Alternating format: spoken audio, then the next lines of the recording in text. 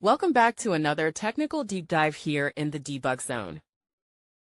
Today, we're tackling a big question and breaking it down with insights from other users. Hopefully, this clears up some misconceptions and helps you get the answer you need.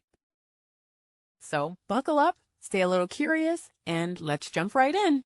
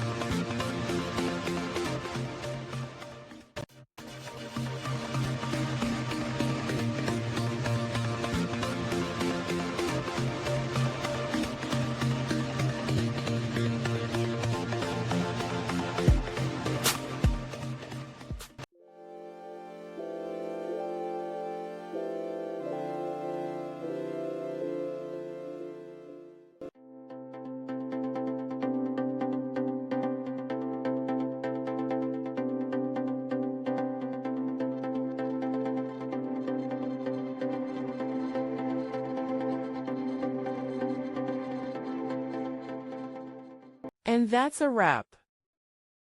I hope you found the answer you were looking for. If you did, take a second to hit that subscribe button. It really helps out. And let me know in the comments which solution worked best for you.